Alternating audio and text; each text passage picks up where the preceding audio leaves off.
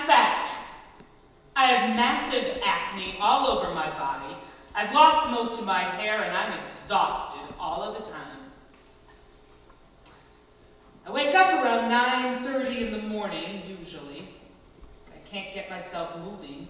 The thought of using so much energy to get out of bed is almost as exhausting as just doing it. But I force myself to get up and start my day, sometimes hours after I wake.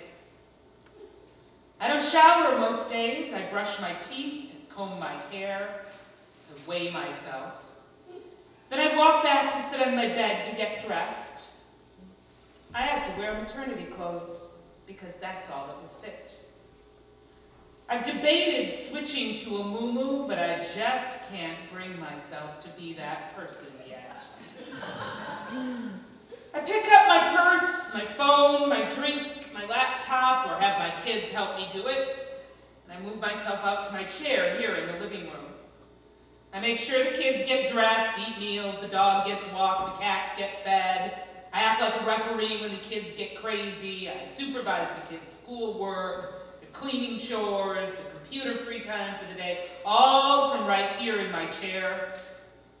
I don't move more than I have to. My husband gets home from work and cooks dinner. He brings me my plate. We might watch a movie, read together, let the kids play. Or my husband might take them to do something like go out on a walk while I stay in my chair and enjoy the quiet evening.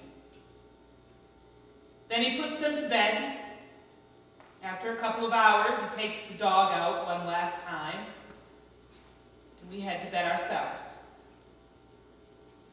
He carries all my stuff back to my bedside for me. I hate living this way. I know you've all heard an overweight person say, I have a glandular problem, and we thought, right, good excuse. Well, listen, in high school, I had curves, but I wasn't fat. And then all of a sudden, I started gaining weight. I gained over 60 pounds in 1 year without changing my diet or exercise. And this is not normal for a teenager. I went from being a morning person to not being able to sleep at night. I started getting nasty acne and stinky sweat. I started developing bright red stretch marks as my skin tore as the weight piled on. I went from being happy and a cheerful person to having unexplained anxiety and depression that counseling and medication didn't help. My thick, long hair at first went frizzy, and then it started falling out. I lost strength and the ability to learn easily. I lost everything that I thought defined me as a person. My thoughts, my emotions, and my abilities. And yet no one could tell me what was going on. The doctors who should have been helping me didn't even really consider that something was going on. Everything was either written off as no big deal or seen as its own separate problem. No one looked at the big picture to see that they were all symptoms of one awful disease. You wouldn't believe how many times I was told to diet and exercise and to decide to be happy. Your recent weight gain must be due to switching from sports to music 2 years ago. I needed to exercise more. Your hair loss is due to playing with your hair. I needed to stop touching my hair. Your fatigue is from going to bed and from not going to bed at a reasonable hour. I needed to turn my brain off at night. Your bad habits are causing your symptoms. I could choose to change things. So it was my fault that I was suffering. You know what's worse than being told it's your fault by everyone in your life? Believing it. I spent years suffering. More than a decade, I started to realize that nothing I did was even making a dent to improve my health. And finally, I put two and two together that something was wrong. I mean, this really wasn't normal. I didn't figure it all out, but I did connect enough dots to get myself to the right specialist. And even then, it took months and months of testing to get my official diagnosis of cyclical Cushing's disease. Those signs and symptoms I had as a teenager, all that suffering that was brushed aside, they were all classic signs of Cushing's. Yeah, I had a tumor on my pituitary gland, and it was the cause, not me. It turns out that tumor located in my head was putting out too much of the stress hormone called cortisol. I had to have brain surgery through my nose to remove it. Brain surgery. There were no other options for a cure. And the treatments available are often as bad as the disease. Recovery, if there is one, is slow. Really slow. Yeah, it often takes years. A few people had treated me like I was making excuses. Well, those people suddenly started acting concerned now that there was a proven disease and a tumor involved. But mostly people still looked at me and saw bad choices. Not a disease beyond my control. I know they're thinking I got sick because of bad habits. People don't seem to want to know the details about my illness or my recovery from it. But everyone sure has an opinion and thinks they need to share it. Yeah, I get those passive-aggressive lectures that start out as someone's personal experience, but they're really directed at you. I mean, do people honestly think I don't know what they're doing? Do they seriously think it is kind? Like there's some kind of lesson to be learned? And how on earth do I respond to that? I'm not stupid. And I am not lazy either.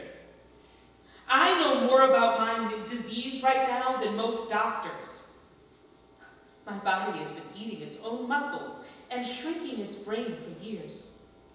What works in someone with even a badly functioning body doesn't work in my broken one. It's all broken. Every process, every system. I can't even escape with sleep. My body has to both try to heal the damage and relearn how to work properly.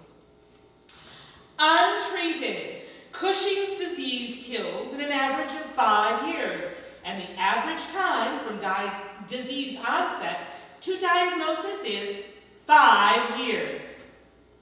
Yeah, that's right. I'm pushing 18 years with this battle.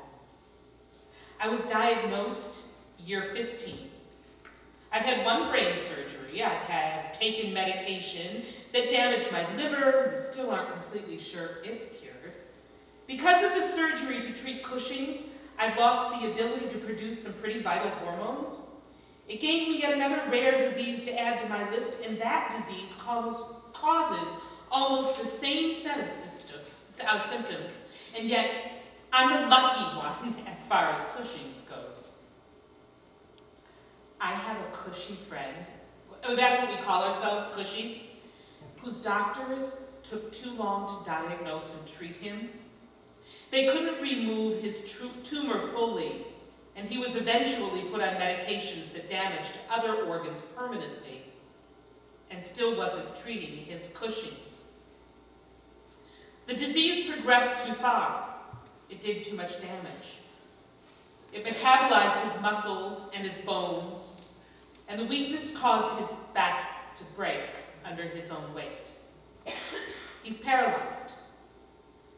The doctors have been trying to control his Cushing's, but unable to do much because he's too sick to survive the treatments. He went back to the hospital last week, and just today, his wife let us know he is unresponsive and on a ventilator. He is the most positive person I know. According to the studies, Cushing's have a quality of life lower than that of cancer patients on chemo. That should give you an idea of just how debilitating the disease is. I'm not gonna lie, it hurts. It hurts to see how much compassion and help people give someone with cancer. I mean, they know what cancer means. They know what cancer looks like. They offer to help without question, and they don't treat them like their disease is their fault. Doctors don't tell them they can't have cancer because it's too rare, or they're just looking for an excuse. I mean, they practically jump at the chance to help them get treatment. And there's all kinds of support groups, funding out there to help ease the burdens.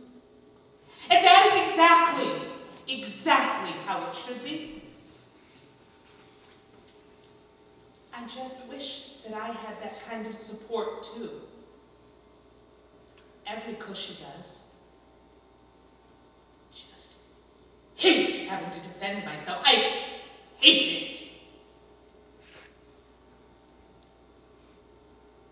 But maybe thinking of cancer will give you a starting point to understanding my disease.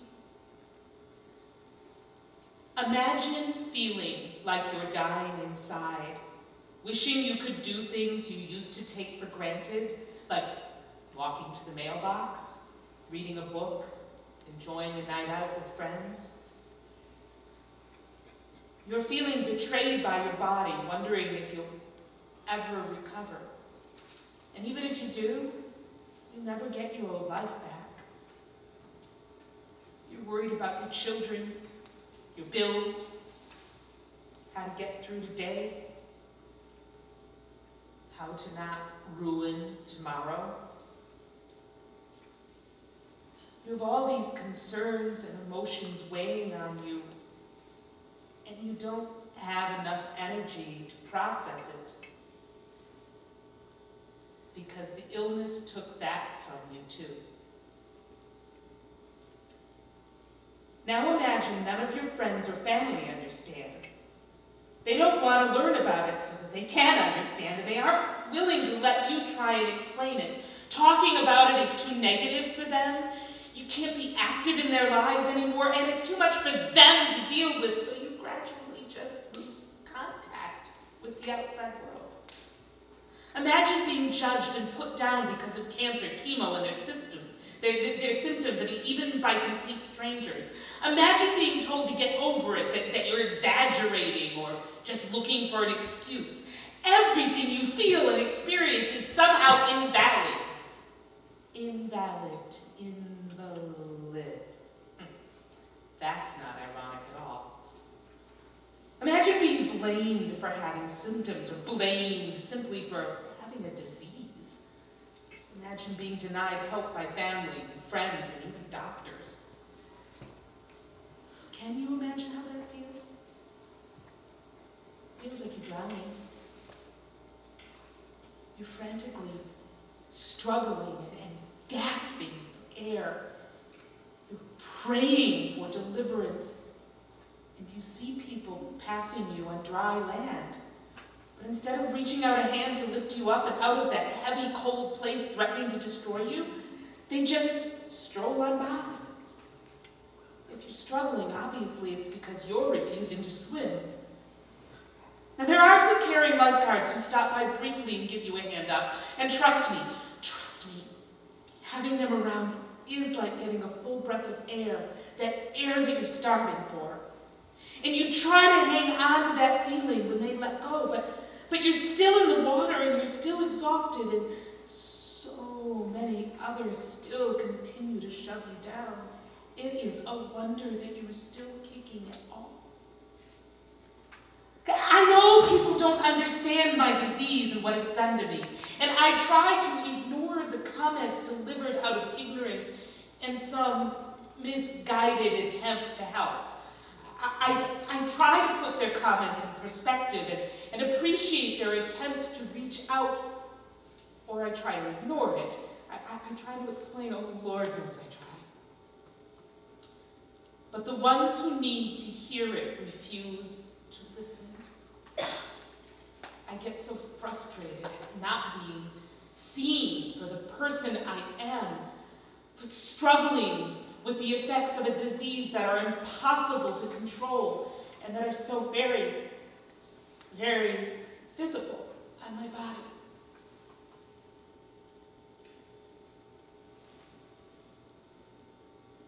I have a disease that is slowly killing me. If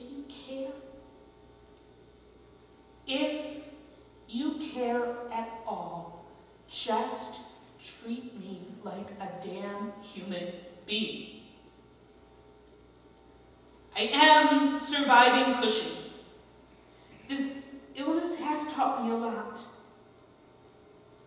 It also makes me an easy target. I'm still treading water. It is a nightmare. But I haven't drowned yet.